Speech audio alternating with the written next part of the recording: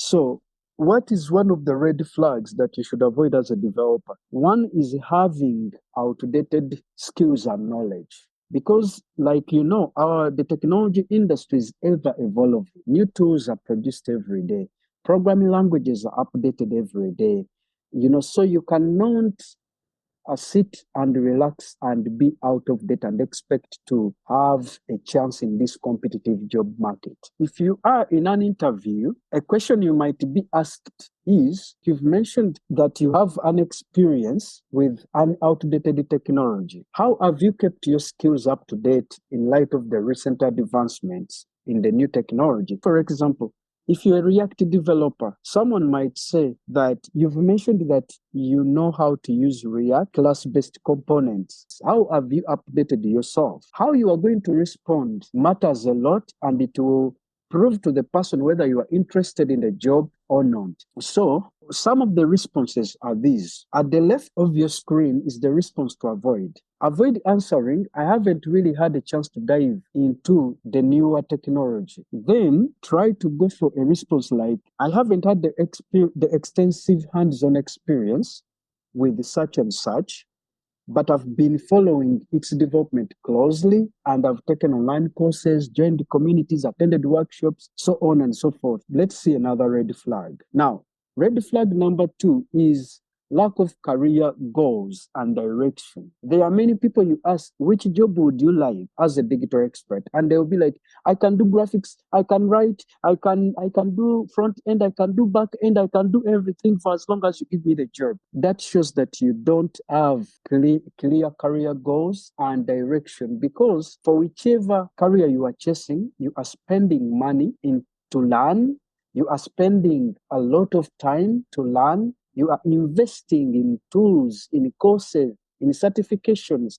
So if you invest directionlessly, that means that if you get the job, you will affect the direction of the company that you've joined. So employers often look for candidates who are passionate and motivated. So avoid not having clear direction and career goals. Now let's look at a scenario. Where do you see yourself in 5 years? What steps are you taking to achieve your career goals? This is a common question. Sometimes it even comes in the application before you are invited for the interview. So be very careful in how you approach this question. So avoid saying, I'm not really sure. I'll just see where things take me. But if someone goes ahead and says, in 5 years, I see myself as a senior developer at a leading company, of course, you are not just going to say at a leading company, because that is ambiguous, but you are going to replace the term leading company with Meta, Starlink, Google, with whatever company. It could be a local company like MTN, Safaricom, like any local company which you know that is leading in the industry. Or find a positive response. Like at the beginning when we were starting, I told you that these are examples. Red flag number 3, weak portfolio or project. I don't know how I can emphasize this point, but most of us don't want to create projects and to build our portfolios. We assume that the CV is enough. But usually on the CV, remember, an attractive CV is a CV that is a maximum of 2 pages. And even the second page should not be a full page. It should be a quarter or half. That means that you don't have enough space to showcase your projects on the CV. Usually you might put a link, but assume that the CV filter is this AI program that just filters and it will never look at the link you've added on the CV. But then when you go to the interview, you are going to be asked to showcase your product or the projects you've worked on. And if you don't have a portfolio, you are not going to convince the interviewer or the recruiter that this is your work.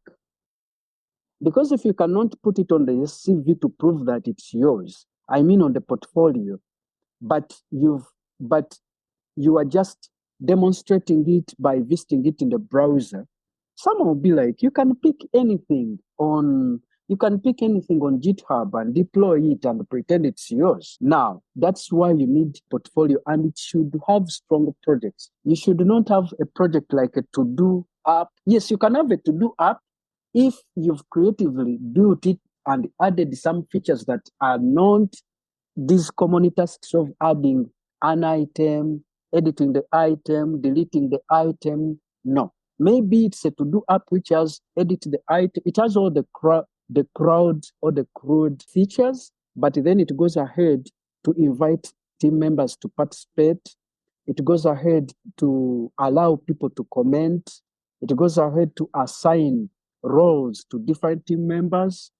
It goes ahead to allow people to upload and attach files, things like that. Then that is a slightly strong project. It's not very common. Someone will not think that you went, watched a YouTube tutorial, then built, then specified it as your portfolio project. Some projects that are necessary to appear in your portfolio are the projects you do at campus when you are complete your bachelor's, your diploma, that project that has been accepted by the supervisors and the school to allow you to graduate, consider it, because the recruiter will know that it was approved at school, and by the fact that it was approved at school, it must have had some uniqueness to it.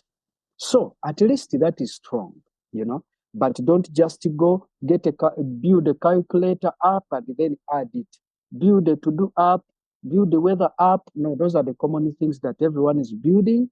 If you build them, if you ever build them, add the features to them to demonstrate that you are creative, dedicated, committed, knowledgeable, someone who has the hands-on skills. The question someone might ask you to know whether you truly have a strong portfolio and have ever solved problems can be this. Can you walk me through a challenging project you've worked on recently? Usually, they want you to talk about a project that you did in the past 12 months. So older than that is not very recent. So if you have a project you worked on last 3 months, last 6 months, last 8 months, 12 months, that's a good project to talk about. And don't respond with, I don't really remember any specific challenges. Because even if it was a to-do app, you could have faced challenges. For example, you could come from a background of SQL and then build a to-do app using no SQL or using a back end as a service, as opposed to building with technologies like MongoDB. You may build using, let me say, Google Firebase, Upright, Strapi, Application, and you must have faced challenges like understanding that technology. So you have to mention, and the way you are going to approach it is, one of the most challenging projects I worked on was, so for me, I put Patacenter because it's one of the projects I've worked on for several years, like about 7 years. But every time there is a challenge I can talk about. However, follow the STAR strategy, the STAR strategy, whereby you are going to explain the situation. How was the situation? Then the task that was given to you or you gave yourself, then the action you took, and what were the results. The other formats I've forgotten, but I usually encourage you to go with the STAR or the CAR. You mentioned the challenge, then the action and the result. For example, I can say that at Patacenter, they were hosting the platform in a shared hosting environment. That is my situation. And during that time, the system suffered with a lot of downtime. And the few users they had were complaining that the system is not performant. My task was to study the traffic and propose the best environment that could support a lot of traffic, a lot of increased uptime, and security. My action was that I put all of this in writing, and I was given the task to set up the server and to deploy the system. 6 years down the road, the system has never been broken by an hacker. The users are increasing, and the system currently handles more than 6 billion Uganda shillings in transactions per month. That is the task that was given to me, the action I took, and the results. All right, let's look at red flag number 4. Flag number 4 is poor online presence. Poor online presence comes in many forms. But you know that in today's digital age, your online reputation makes a lot of sense and gives you a lot of value. So it's not just about having your X account. It's not about just having your LinkedIn account. No, it's about the online presence. What is the description on your profile? What picture is there? You know, I'm a small man, but when people see my picture, they sense some form of masculinity and presence. But there are many people who throw avatars, who throw logos. Avatars are okay, but you should be careful with them. Logos represent companies, not individuals. They represent organizations and the companies. So you should be very careful. If you cannot sustain many online platforms, have one for profession. Have like LinkedIn, have like Twitter or X, and stop there. Don't open Facebook. Don't open Instagram and TikTok and whatever. If you know you can not sustain them, you can just go to Twitter or LinkedIn and create your profile at once and never go back.